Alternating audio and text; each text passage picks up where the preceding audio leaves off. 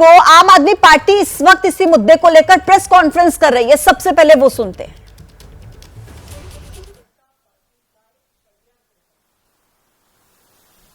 Bharatiya Janata party आम आदमी party का, दिल्ली सरकार का, दिल्ली के लोगों का काम रोकने के लिए साजिश रच रही है और इसीलिए उन्होंने बिना किसी सबूत दिया। राउज एवेन्यू कोर्ट ने जब अरविंद केजरीवाल जी को जमानत दी थी तो बहुत स्पष्ट तौर पर कहा, और एक बार नहीं बार बार कहा कि इन्फोर्समेंट डायरेक्टोरेट के पास अरविंद केजरीवाल जी के खिलाफ कोई सबूत नहीं है। उन्होंने ये भी कहा कि ईडी इस केस में एक बायस के साथ एक्ट कर रही है। ये कोर्ट के शब्द हैं, ये हमारे शब्द नहीं हैं।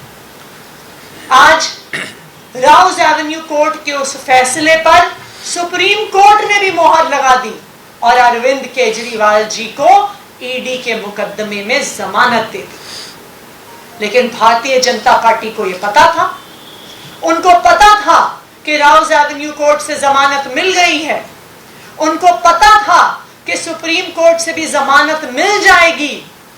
इसीलिए उन्होंने एक और षड्यंत्र रचा और सुप्रीम कोर्ट में जिस दिन अरविंद केजरीवाल जी की जमानत का केस आना था, उससे पिछले दिन अपने एक और राजनीतिक हथियार सीबीआई से अरविंद केजरीवाल जी को गिरफ्तार करवा दिया।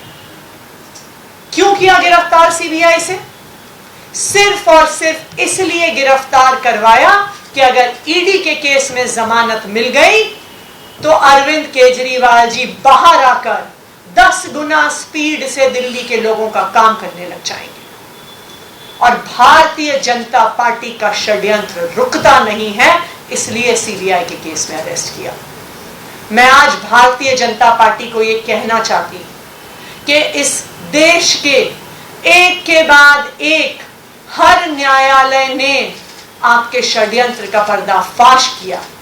एक के बाद एक न्यायालय ने कहा है कि अरविंद केजरीवाल जी के खिलाफ सबूत नहीं है, और आज एक के बाद एक हर न्यायालय अरविंद केजरीवाल जी को जमानत दे रहा है। मैं भारतीय जनता पार्टी को यह कहना चाहूंगी कि अपना घमंड खत्म करिए, अपना अहंकार खत्म करिए और बाकी पार्टियों के खिलाफ, लोकतंत्र के खिलाफ षड्यंत्र रचना बंद करिए। सत्य परेशान हो सकता है लेकिन पराजित नहीं हो सकता। अरविंद केजरीवाल की यह जमानत आज पूरे देश के सामने यह साफ कर देती है कि अरविंद केजरीवाल सत्य के साथ खड़े थे, खड़े हैं और खड़े रहेंगे। अब मैं चाहूंगी कि संदीप जी और सौरभ जी अपनी बात रखें।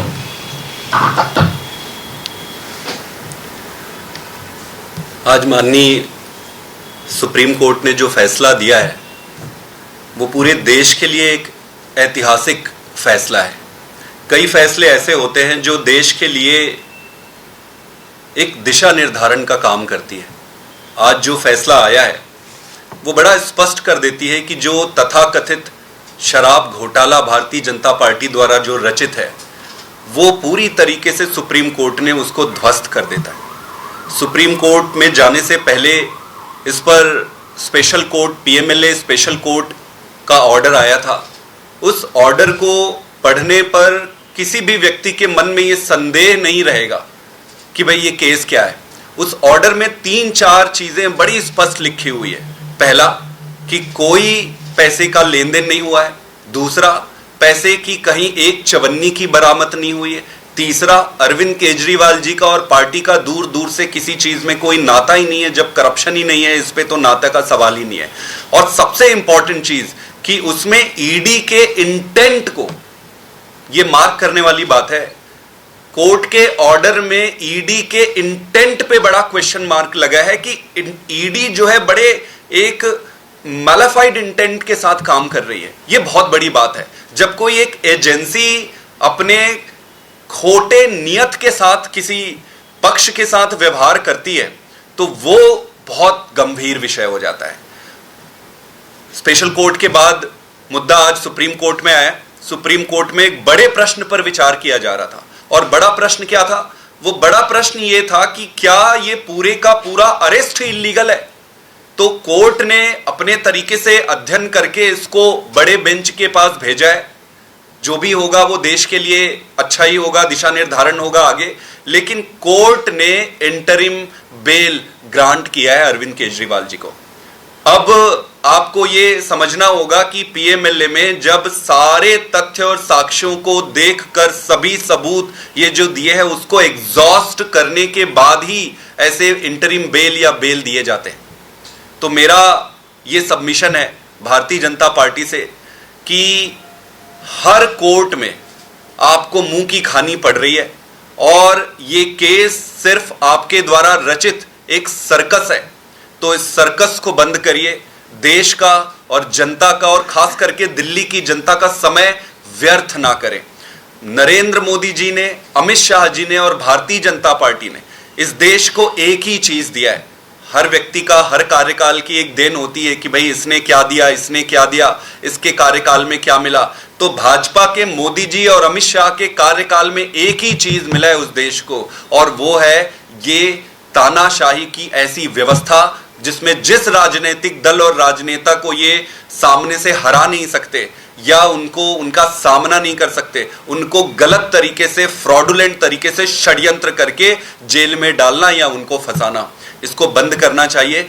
देश का बहुत समय वेस्ट हो रहा है। हमें नई राजनीति करनी है, देश को आगे लेकर जाना है। हम सब मिलकर जब अच्छी राजनीति करेंगे तभी देश आगे बढ़ेगा। मेरा ये फिर से रिक्वेस्ट है माननीय प्रधानमंत्री जी से और अमित शाह जी से कि ये गंदी राजनीति से बाहर आइए और अच्छी राजनीति करिए।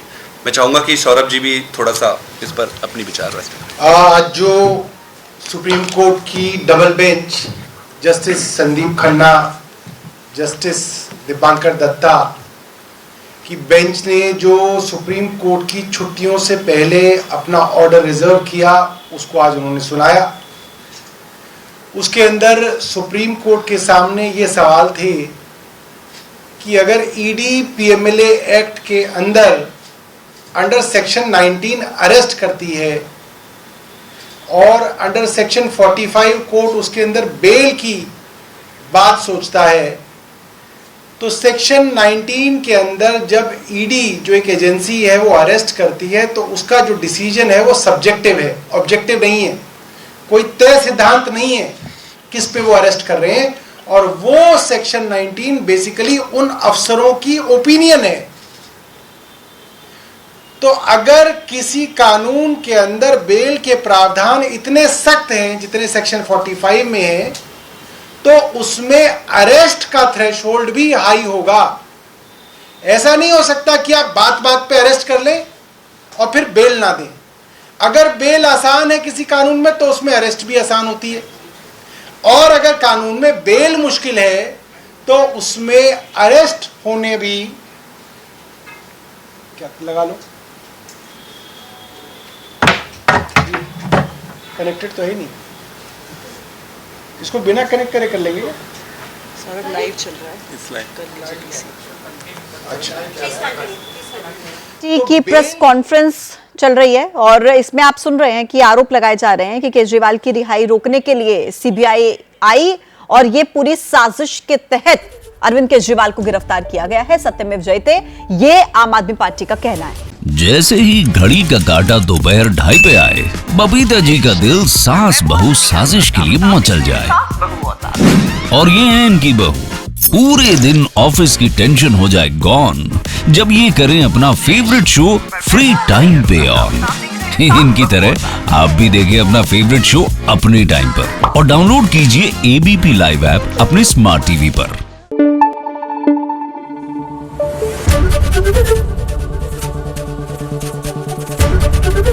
एबीपी न्यूज आपको रखे आगे।